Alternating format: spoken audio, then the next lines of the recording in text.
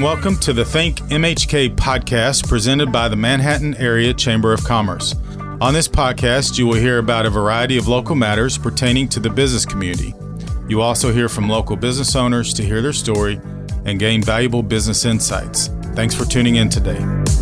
Welcome to the ThinkMHK podcast. My co-host for this segment is Charla Meisenheimer. Hey, Charla. Hey, Jason. So, Charla, you are pretty busy this week, huh? It has never been a dull moment this week for sure. So it's our 98th annual meeting. Can you imagine? Yeah, it is annual meeting week, which is always a fun week at the Chamber. It's probably our premier event every year. We have several hundred people that show up and we give away some pretty impressive awards. Right. So this will be our second time to give the Young Professional of the Year award out. And then our C. Clyde Jones Volunteer of the Year, which is so special. And C. Clyde is planning on being there as well. Well, that'd be good because we haven't seen him in a while. I know. Yeah. I know. He really was sad they wasn't able to be there last year. So, and then it's our Citizen of the Year. And that's, of course, named for Lud Fisher, correct, the former chamber president, one of my predecessors. Number of years ago. And so the reigning champions on that are Neil Horton is the Citizen of the Year, reigning Citizen of the Year. Volunteer of the Year is Lucy Williams, right, correct. And the Young Professional of the Year was Jeff Sackrider. And so those were the winners last year. Right. And the great part is that we have podcasts with all three of those. So if you're listening today and haven't had the chance to go back and listen to their story, I'd really encourage you to do that. It'll be interesting. We also have the ceremonial changeover of our leadership. Yeah. So we're going to be able to hear both from Mark Beauchamp as he talks about our successes that we had in 2021. And then we'll have the opportunity to hear from Summer Ott Dirks. And Summer is, I believe, is she our youngest board chair? I think we figured up that she probably was. It was either her or Kristen Brighton, I think, or both real close. But I think we figured out Summer was. I think you're right. Summer's going to be able to share with us what her intentions are for the year and how she's going to guide us out through 20 and 22. And she's already hard at work. She is very hard at work. Yes. So also for this month, and of course, some people may be listening to this afterwards, but the Women in Business Resolution Rendezvous. I couldn't remember the name of it. So I have not publicly recognized you for our membership record. Oh, thank you. We talk a little bit about that. That's quite an accomplishment. Yeah. So you kind of set out a charge for us last year in the membership division and as lead and said, we really want to work on our numbers and get people involved. We've got a great programming. We do great things here and more people need to be a part of that. And so we kind of took that lead from you and set out. And so in October, we did an official 3-day formal membership drive. We ended the year with 855 members, which is tied for the most number of members in over 20 years. So we're pretty proud of that. And we actually superseded that for a few days, right? In January. So we'll see how February turns out. But because we do, just like any chamber, we'll have adds and drops every month. And so we may go under that number again with the drops. But Samantha is doing a great job hitting the streets and adding new members. And so that's exciting. And if anyone's out there listening and knows somebody who is not a member and feels like they should be, or maybe you think they are, and maybe you should check on them and see if they are and give us a call. Good advice. Speaking of membership, we have our membership committee chair, Callie Marks. Hey, Callie. Hi, Jason and Charla. Thank you so much for having me. I'm excited to be here. Well, good. Thanks for being with us. So, Callie, tell us a little bit about yourself and how you ended up with Charleston and Wilson in Manhattan. My family moved to Manhattan in 1979 when I was 8, so I grew up here. When I graduated from high school, my parents, who were both affiliated with K-State, gently asked me to go to school elsewhere and maybe get some additional experiences outside of Manhattan. So I did. I went to KU, and when I graduated from KU, I moved back to Manhattan and married my high school sweetheart, Toby. And we both, at that point, decided to go to graduate school. So he went to graduate school at K-State. I went to Washburn Law School. When we graduated, we took jobs that necessitated a move to Kansas City. So we moved to Kansas City. We both worked professionally there. I practiced for about 10 years there. At that time, we had 3 children, and it became too difficult for us to kind of juggle family life with 2 demanding careers. So I decided to take a break from my career and stay at home and raise the kids. We had 3 boys at the time. And during that time, we decided to move back to Manhattan. So we came back to Manhattan and we had our 4th child during that time as well. And when she was about 3 or 4 years old, she and I were out running some errands. The boys were in school. And we stopped by Community First National Bank to talk with Therese Miller because we were refinancing our house. And so I was dropping off some loan papers to her, and she asked me, "So Callie, have you thought about going back to work anytime soon?" And I really hadn't at that point. Taylor wasn't yet in school. It wasn't on my radar yet. And I kind of blathered on around about that for a couple of minutes and then got around to asking Therese why she had asked. And she told me about Charleston and Wilson and her friend Lee Taylor, who was one of the owners of Charleston and Wilson, who was looking for an attorney who had some experience and had a connection to Manhattan. And so I said, well, give her my number. I'd like to talk with her. So Taylor and I left the bank and went out and sat in the car again. And it was just one of those moments where I knew the trajectory of my life had changed. And although that wasn't my plan, was to go back to work right then, it was a wonderful opportunity. And over the next couple of months, I talked with Lee Taylor and Todd Shepard and arranged a work schedule where I could work part-time until Taylor got into school. And the rest is history, as they say. And it's turned out to be one of the greatest opportunities and wonderful blessings in my life. And of course, when I moved to Manhattan, it took me a while to figure out, there's multiple Charleston and Wilsons.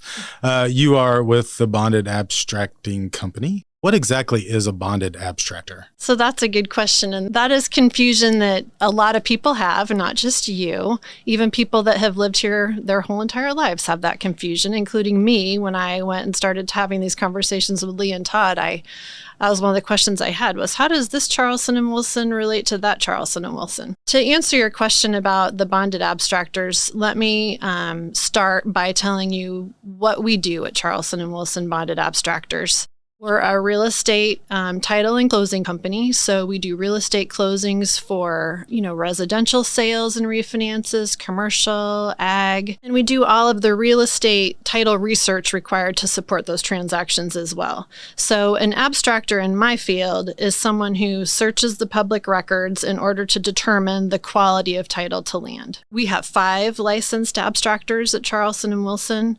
Along with many other title examiners who conduct these searches at the Register of Deeds or at District Court, both Register of Deeds and District Court, as well as other places to determine the quality of title and provide a roadmap for the closing office as well as the parties to convey marketable title from one person to another. So when someone talks about a clean and clear title, you're the one who decides whether you do the research to determine that. Yes. Very important. So you all have a long history in the community.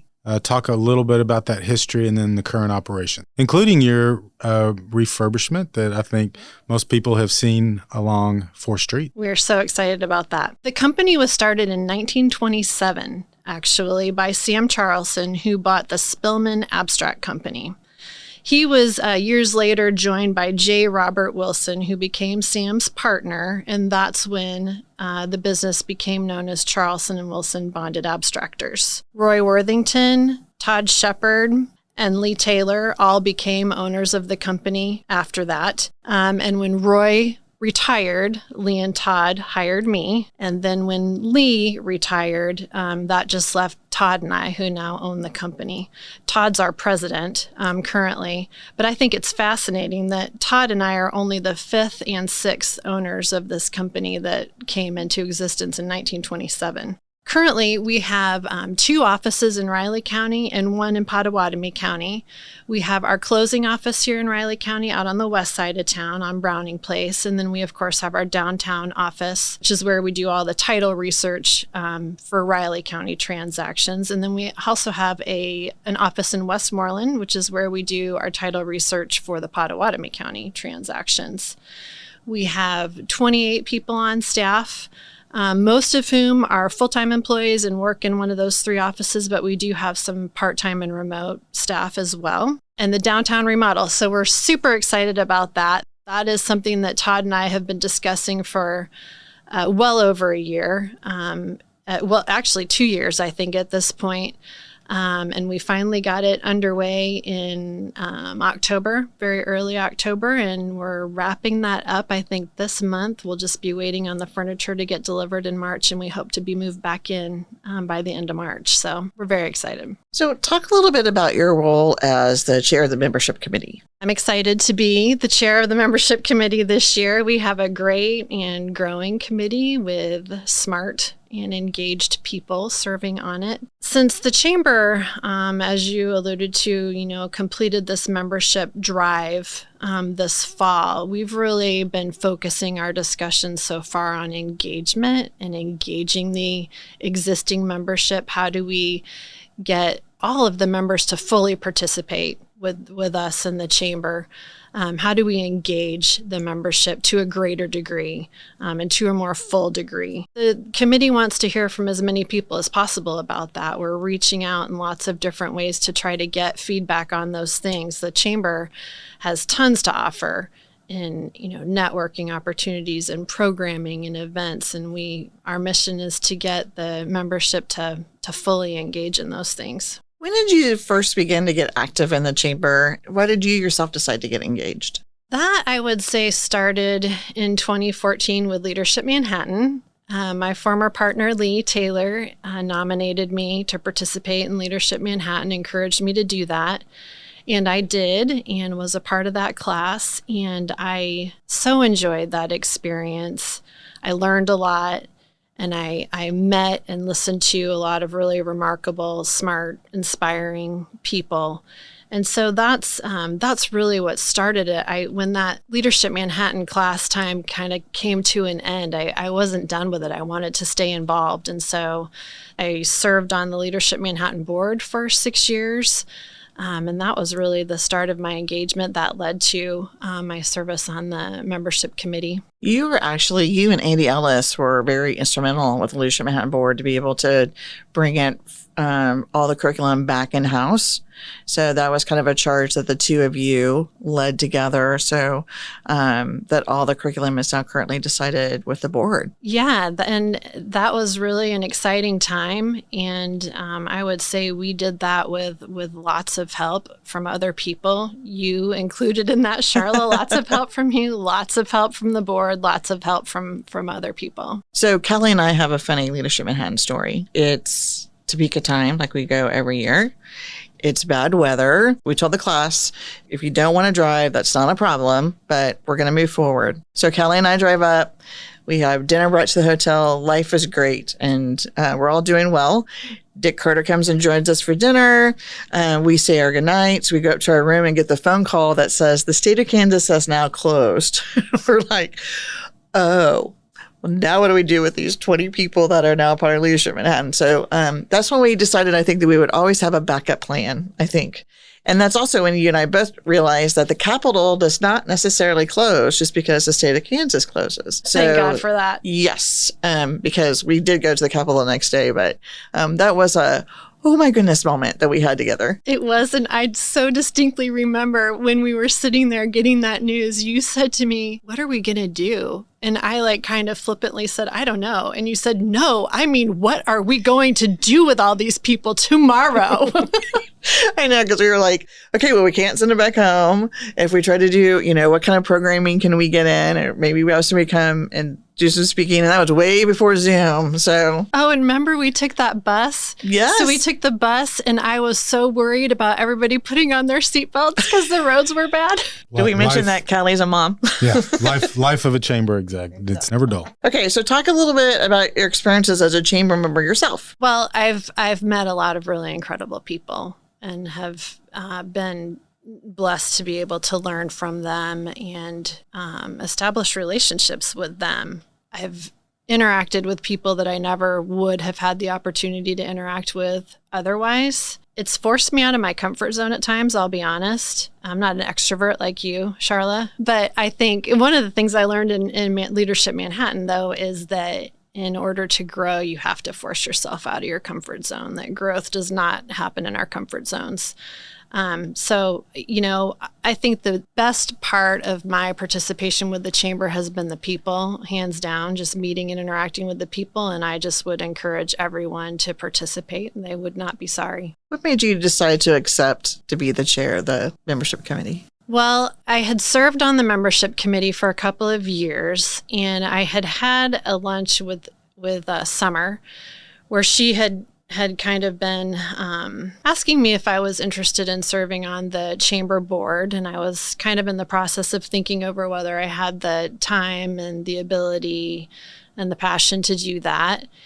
And then you came to me that one day and asked if I would be willing to chair the membership committee. And do you remember what I asked you? No. So I asked you, do you think I'm the right person to do that? And you said yes. And you said it so emphatically, I think you convinced me. And so I thought, okay, well, I'm kind of a believer in if the phone rings, answer it. Not all the time. I mean, we have to set parameters, and sometimes you can't always say yes. But I just felt like after that lunch with Summer and after that conversation I had with you that, that was something that I ought to do. And I was excited to do it and excited to become more involved and meet more people. And I'm passionate about the chamber and my experience with it. So. And we're glad you accepted. I always say when the phone rings, you have to answer to see who it is. But with today's technology, you really don't have to do that anymore. So you can look at the phone and see it. But we are glad you answered Charlotte's call, and we appreciate that. So why is the chamber important to the average business owner? Well, I'm going to sound like a broken record here, I feel like, but our greatest asset is each other. And the chamber is made up of small business owners and large business people and solo practitioners and entrepreneurs and not-for-profits and organizations. And there's such a collective diversity and experience there that we can draw from as members. There's truly something for everyone there. I just think that being able to tap into that experience and that wisdom all in one place is pretty great. And what are some things about the chamber that a lot of people might not know? That it's fun. That's what I would say. Before I was a part of the chamber, in my mind, I would have thought of the chamber as, a bunch of people in very straight-laced in business suits, being very serious, talking about very serious business things. And all those things happen. But it's really fun. People are really engaged, and there are business suits, and I'm frequently in one, but people are not stuffy. They're easy to talk to. They're fun to talk to. It's always interesting to me, and I've been in the chamber business now for over 2 decades. The chamber, I think most people see the chamber as a faceless organization made up of whatever in their mind they're envisioning. And the Chamber of Commerce is just people, right? It's just different people who have the same thoughts and beliefs that other people do and come together for a common cause, which in our case is business success and growth in the community. And so we're very passionate about those things. But you're right, we do have fun and with our volunteers. And of course, we have fun, I think, as a staff. And we enjoy working on your behalf, so that's good. If you had one thing you wanted the public to know about the chamber, what would that be? Well, I'm going to take the liberty to make this 2 things, if that's all right. Perfect. 1, I want everyone to know that the chamber is for everyone. The chamber has a lot to offer the business community, and all you have to do is participate to take advantage of those things. And the second thing I want people to know is that I would love for them to contact me if they have any thoughts on engagement, increasing engagement of our membership, or if there are members out there who haven't engaged for specific reasons or things that they'd like to talk over, or members who would engage more under certain scenarios. So I would love to just invite anybody who has any thoughts on that to get in touch with me, give me a call, send me an email. I'd love to hear them. Callie, thank you so much for not just joining us today, but agreeing to be the chair of the membership committee. That's a big commitment, both in terms of what you have to do in that committee and then also serving on the board of directors. So we appreciate your leadership. Thank you for joining us on ThinkMHK today. Thank you for having me. Thanks for listening to this episode of ThinkMHK, a podcast produced by the Manhattan Area Chamber of Commerce. If you enjoyed the ThinkMHK podcast, we'd love for you to subscribe and share it out on your social media channels. Feel free to reach out to us on Facebook, Twitter, or Instagram at the Manhattan Area Chamber of Commerce.